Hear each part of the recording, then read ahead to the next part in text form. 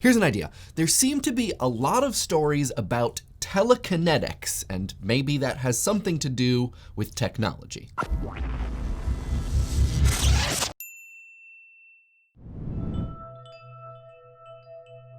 This episode is supported by our patrons and the Great Courses Plus. Previously, we've talked about what the horror and sci-fi movie baddies of some age say about that age. You know, like whether zombies represent capitalism or technology or both, or how the sorts of lines grotesque film monsters can cross indicate what cultural or political transgressions are thought particularly heinous. A man crossed with a fly? Has science gone too far? In this episode, we're gonna do something a little different. Instead of asking about the bad guys, we're gonna ask about what the good guys may say about today. And we're gonna ask about one particular type of film and TV protagonist that isn't quite at zombie or sexy vampire ubiquity yet, but seems increasingly common nonetheless. The telekinetic. If you've turned on your digital device that imitates a television lately, it is likely you've seen someone move stuff with their mind. David Haller in Marvel's Legion and Eleven in Netflix's Stranger Things, for instance. If the Force is telekinesis, and I think it is, we were recently introduced to Rey and Kylo Ren, who's not exactly a good guy, I know. You've got the kid in Looper, Scarlett Johansson in Lucy, this jerk from The Misfits, Professor X in, well, everything Professor X has been in, but most recently Logan, not to mention Jean Grey then, Cable soon, and if we include sorcery, which is really just telekinesis with more hand motions, we have Doctor Strange and the Scarlet Witch to boot. Telekinetics are imagined as powerful figures, so we may ask what these stories tell us about ourselves. What secret desire or fear inspires characters which, you know, don't believe in spoons? This question is an example of allegorical thinking. Literary theorist Angus Fletcher describes it as saying one thing to mean something beyond that one thing. It's kind of Idea Channel's bread and butter. And today we're gonna do it with telekinetics. And yes, I know that the spoon bending isn't exactly telekinesis. We're gonna get there, just wait. And I also know that telepathy isn't telekinesis, give me a break. There's a big range of telekinetic characters. Superheroes, lab experiments, people with haircuts, but there's one plot device more common than any other, the risk of them losing control and hurting themselves or others. I'm willing to stake a claim that this common trope of losing control has to do with the allegory of telekinesis, something to do with the fact that these stories aren't really about levitation or mind bullets. And to figure out what they might really be about, we're gonna look at the 20th century Western history of stories that put mind over matter, and how or why loss of TK control happens. For example, reading Charles Fort's 1932 account of unexplained phenomenon wild talents, we can see at the beginning of the century, the most common explanation for explanationless events, things like flying silverware, slamming cupboards, wasn't people with powers, but poltergeists with problems. Unlike Eleven, who has lab-grown nosebleed powers, the poltergeist girls of the 1930s simply had the bad fortune of being blamed or sometimes even taking credit for the paranormal machinations of your run-of-the-mill ghostie. Fort obsessed over one explanation in particular. I now have a theory, he writes, that our existence as a whole is an organism that is very old, a globular thing within a starry shell, afloat in a super existence in which there may be countless other organisms, and that we, as cells in its composition, partake of and are ruled by its permeating senility. This sense of universal connection, the underlying oneness of all things, as Fort put it, persisted as telekinesis moved from paranormal to sci-fi. An early sci-fi example comes from Jack Vance, whose 1952 short story Telek is a dystopian look at life under a ruling telekinetic class. One character describes what using telekinesis feels like and says they feel connected to the center, the hub, everything, as far as I can see. I won't spoil the story for you. It's worth a read. We'll put some links in the doobly-doo. But more than anything, Vance's story is about power in the sense defined by sociologists and political theorists. For members of the telekinetic class, there is both awe and horror at just how much violence they can cause with the flick of a brainstem. The wild talents style poltergeist model features in a bunch of popular media from the mid-20th century. In 1936's The Man Who Could Work Miracles, the main character receives powers by being filled with angels. In 1957, in The Brain from the Planet Arus, the protagonist is possessed by an alien intelligence. And mostly up through the 60s and 70s, when telekinesis appears in motion media, it's humans struggling to survive the effects of its terrifying, otherworldly source. Vance's story, Telek, then marks the start of a shift from the poltergeist model of telekinesis to something else, where the human brain is the source of both power and threat.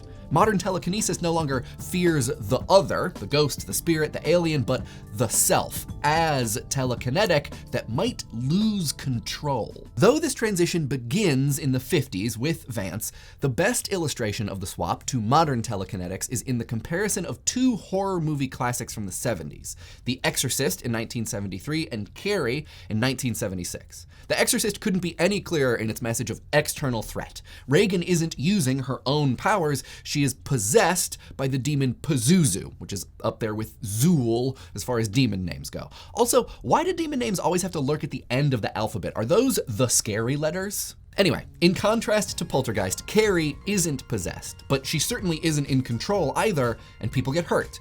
The year after Carrie, Star Wars is released, and the movement of telekinesis into the mainstream, incarnated as the Force, is complete. And here our two themes join again. Yoda explains that the Force comes from the superconnectedness of all living things, and the Jedi must both wrestle with controlling their power and contemplate the consequences of telekinetic violence. The good guys are simply good, while the bad guys have lost control and given in to the dark side. And yes, also midichlorians are a thing. I mean, we could spend a whole other episode on the relationship between explanations for telekinesis developing alongside contemporary science. We can't really do that here. Also, we're still working our way towards the Matrix, I promise. Recently, in Legion, protagonist David tries to do the right thing but is worried his confusion will end up hurting someone. The scariest moment in Stranger Things is when Eleven lashes out at her own friends. Not because kids shouldn't lose their temper, but because when kids lose their temper, it's a particular kind of loss of control. Paired with powers, it feels indomitable. Similarly, a driving force, in Logan is Professor Chuck Xavier's seizures, which cause square miles of physical and mental devastation. But okay, we've gone from poltergeist to the telekinesis is coming from inside the brain building. What does this allegory resolve to in the late 20aughts? I think there's an argument to be made that stories about telekinesis, doing stuff with your mind, are really just allegories for doing stuff, generally. Eleven can crash a car just by thinking about it, but like, we're all capable of crashing cars, just with a little help from our feet and hands. And while having a temper tantrum might not rewrite the fabric of reality, we're all capable of saying or doing things in moments of lost emotional control that change us, the world, and our relationships. This is part of the significance of the we're all connected theory of telekinesis. Not because it's a scientific explanation of how it works, but because it's a reminder that every action we take, from idea in our brain to change in the world, will affect the people around us at wildly varying scales, from immediate to global. Being able to control our minds and our actions is important precisely because we're connected to other people. Which brings us, finally, to the Matrix. I know Kung Fu. The Matrix helps explain why stories about telekinetics may be more relevant now than ever. In short, The Matrix, and in particular the no spoon scene, makes the direct argument that in its own universe, stuff that looks like telekinesis is the result of computers. In The Matrix, all of experience and humanity is connected, like literally connected via a back of the head USB cable, not Fort's globular thing. And it's the nature of this connection, plus the strength of Neo, Trinity, and Morpheus's minds that allow the trenchcoat and sunglasses crew to conjure guns, fly through space, and do that one thing where it's like, you know, the bullet thing. Taking this premise from The Matrix, can we make the case that using networked computers is like having telekinetic powers? That doing things while interconnected with one's surroundings and struggling to keep control of your power is particularly relevant to using technology, or maybe even specifically the internet? A lot of people are quick to deride doing things online as being specifically ineffective. This is the type of critique that's implicit in clicktivism. But we also have to consider the opposite, that sometimes what we do with technology is too effective. Just think of all the stories of single tweets or Facebook posts that escaped their author's control and made them famous, or got them fired, or both. Or consider the consequences of large-scale hacks or takedowns of corporations, governments, or their agents, many of which are accomplished by a single person and their army of interconnected bots. The point is, though, that from Carrie to Akira to Charles Xavier, we are regularly telling ourselves stories about how people run the risk of losing control. And because these people all have something that lowers the barrier between their thoughts and impacting the world, the stakes of them losing control of their emotions is incredibly high, especially given how deeply connected with the world and their environment they are. It may also be worth noting that not all, but many modern telekinetics are also telepaths, or at the very least, empaths, deeply in tune with the interior experiences of the people and sometimes objects around them. Often, this causes them suffering. And there may be something to say about the difficulty in understanding others, and that while pushing them away, literally, may be within one's power, it might not be wise. So if we talk about how David from Legion can craft his own reality, or how Eleven can repurpose her weaponized abilities for altruistic ends, or Xavier can pause a whole city, are we talking about people taking mental action to influence their world that may nonetheless have physical effects? And does that fit allegorically onto an increasingly networked environment? Now, admittedly, the allegory is not perfect. Almost all telekinetics are lone actors struggling with isolation in the face of their great power, while using the internet is what it is precisely because lots of people are there. Also, we've talked mostly about telekinetic heroes and anti-heroes, but what about TK baddies like Apocalypse or Sylar from Heroes? In some ways they fit, but in other ways they break this system. But hey, it's allegory. There are gonna be some rough edges, and sanding down those rough edges is part of the fun. And what's more, we can do it with our minds. What do y'all think? Is there some allegory that explains the recent influx of telekinetics in sci-fi stories? Let us know in the comments, and I'll respond to some of them in next week's comment response video. In this week's comment response video, we talk about your thoughts regarding everything being interconnected. If you want to watch that one, you can wait for the end screen to show up or find a link in the doobly-doo. Idea Channel has a Patreon if you would like to support the show. We would love to have you. Thank you so much to all of our current patrons. You mean the world to us. We have a Facebook, an IRC, and a subreddit, and this week's tweet of the week comes from InSonorazate, who points us towards Campster's Everything video, which I totally forgot to mention last week.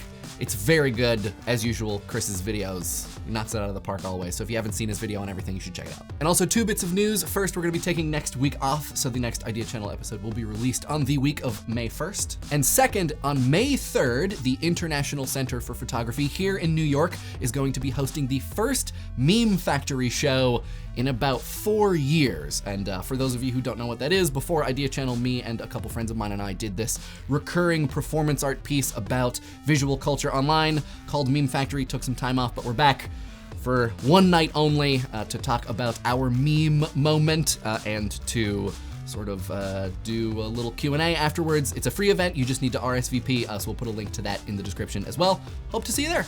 And hey, in case you were wondering, this episode was sponsored by The Great Courses Plus. The Great Courses Plus is a digital learning service where you can learn about many topics from pro educators, including art, literature, and philosophy. New subjects, lectures, and professors are added every month, including The Secrets of Great Mystery and Suspense Fiction, written by David Schmid. Start your free trial at thegreatcoursesplus.com/idea or click the link below. And last but certainly not least, this week's episode would not have been possible or good without the very hard work of these gentle mental giants.